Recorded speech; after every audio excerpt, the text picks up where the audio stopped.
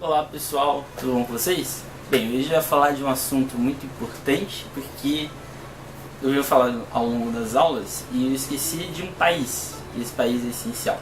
Esse país é a China. Bem, o porquê de estar falando da China hoje é um motivo muito específico.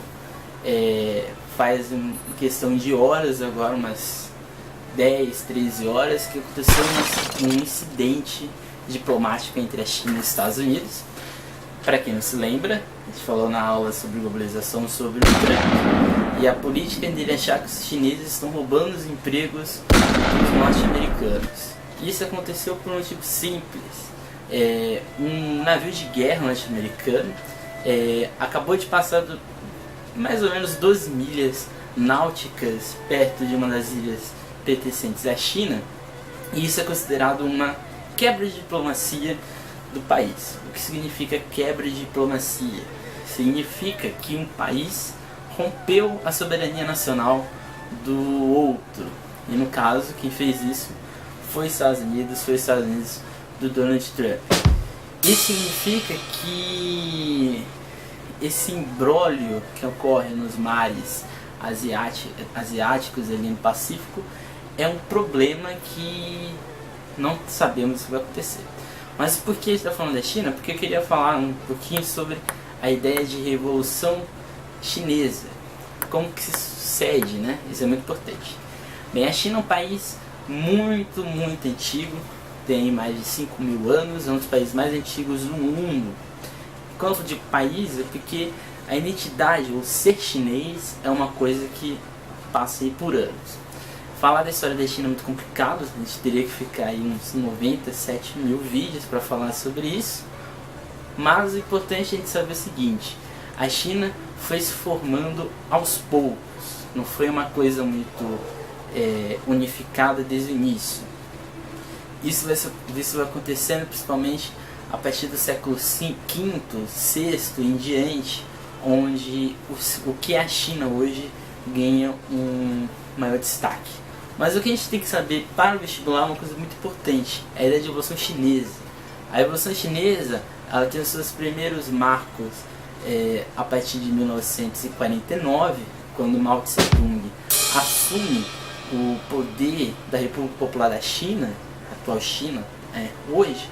Mas antes disso, em 1921, o Partido Comunista Chinês foi criado muito mais próximo, muito mais ligado à União Soviética, que já era uma república socialista, comunista na Europa. Isso gerou uma série de conflitos, porque existia, de um lado, uma proximidade com a ideia de nacionalismo do Chiang Kai-shek, e de outro lado existia o comunismo do Mao Tse-tung. Porém, nesse imbróglio todo, existia um outro país, que é o Japão. O Japão, ele de certa maneira, ele se torna um país conflituoso, em conflito, inimigo dos chineses. Isso faz com que os nacionalistas e os comunistas se integrem durante as duas guerras mundiais, quando o Japão tenta invadir a China e conquistar para si próprio. Depois desse imbróglio todo entre nacionalistas e comunistas, que se inicia aí sim o processo de quem vai dominar a China. A China, eu digo, a China continental, não as ilhas. Mao Tse-tung assume em 1949, ganha essa disputa, esse conflito, e Chiang Kai-shek tem que se contentar com uma das ilhas, Taiwan Formosa, onde é um território chinês que não é reconhecido internacionalmente como país. Ele é reconhecido como uma China fora desses domínios continentais, que é Taiwan. Pois bem, quando Mao Tse-tung assume, ele faz coisas muito doidas. Uma delas é a ideia de um grande salto para frente, que ocorre ali entre 1958 e 1962. É muito parecido com o que o Stalin faz na União Soviética, de plano quinquenal. Só que aqui no caso chinês, o poderio econômico para expandir um processo industrial que era o Mao Tse-tung queria, não deu certo. Pelo contrário, gerou fome, gerou miséria e muito mais outras questões. A gente tem que lembrar sempre que a China é um país de dimensões continentais. Na China você vai ter civilizações que são muito antigas e que elas não partilham da mesma ideia do que é a cultura chinesa. E a gente chegou a outra questão, o que é cultura chinesa, né? O que é ser chinês? Então isso é muito complicado para a gente falar nessa questão. Por isso que o plano, esse grande salto para frente que o Mao Tse Tung queria, não deu certo. Isso gera uma série de problemas para ele.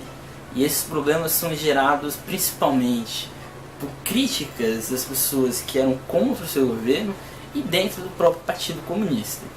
E aí, Mao Tse Tung vai fazer a chamada Revolução Cultural, que é exatamente quando, ali na década de 60, ele promove uma formação de pessoas, o chamado Exército Vermelho, né, que no caso existia um famoso livrinho do Mao Tse Tung, e nele se propagava um país, uma nova China, e essa nova China era uma China que deveria acabar com os pensamentos, principalmente de Confúcio e outras coisas mais.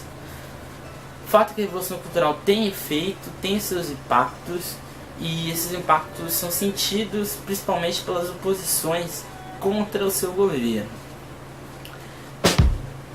Essa grande onda vermelha que acontece, ela acaba exatamente em 1976, quando a Revolução Cultural acaba e Mao Tse Tung morre. É na morte do Mao Tse Tung que o comunismo tem o seu fim. Quando Deng Xiaoping, o atual presidente que assumiu, ele abre as portas para o mundo. Isso numa medida contra o que já tinha acontecido há um bom tempo, que era o descontentamento dos chineses perante os soviéticos. Eles achavam que a China era muito mais organizada, tinha um exército um pouco melhor, pelo menos mais numeroso, para abrigar as bombas nucleares dos soviéticos. Entre isso também, a China queria, porque queria ser um dos membros do Conselho de Segurança, e isso permite que os chineses se aproximem principalmente dos norte-americanos, e é uma formação que até hoje gera conflitos e problemas, né? E a gente chega na atualidade, né? A China é um dos maiores países de globalização do mundo, é um país que avança, embora a nota da economia chinesa tenha caído recentemente. Isso não impede o avanço da globalização desse país, o maior país globalizado do mundo e um dos países mais ferrenhos na questão neoliberal. O que aconteceu hoje entre a China, do atual presidente chinês e do atual presidente norte-americano, é uma das medidas políticas de Donald Trump de avançar de uma maneira um tanto quanto sem pensar perante a comunidade internacional. O que o Trump fez hoje de invadir a soberania chinesa, há uns tempos atrás já era uma declaração de guerra. A gente vive exatamente num mundo em que a guerra gera muito mais problemas depois econômicos do que antes. Então é isso, espero que vocês tenham aproveitado a questão de China. Eu vou deixar algumas questões de China no nosso aplicativo e também no Ducante. A gente não vai ter uma aula específica sobre a Revolução Chinesa, mas é importante a gente saber exatamente isso. A Revolução Chinesa é uma das rupturas de tempo dentro da Ásia, de um governo comunista que se inicia ali na década de 20 e se mantém até hoje. Se antigamente, como Mao Tse Tung, nos modelos tradicionais do comunismo, próximo à União Soviética, e a partir de 1977, 76, com uma China que se abre para o mundo, é importante saber que é um país antigo, poderoso economicamente, poderoso na sua cultura e na sua filosofia de agir perante o mundo. Então a China é um país muito fundamental e é isso. Até a próxima aula, não esqueçam de apertar no sininho para vocês receberem as notificações. E essa é uma das nossas surpresas, a gente vai ter assuntos temáticos que vocês vão escolhendo e eu vou falando. É isso, até mais, e é isso.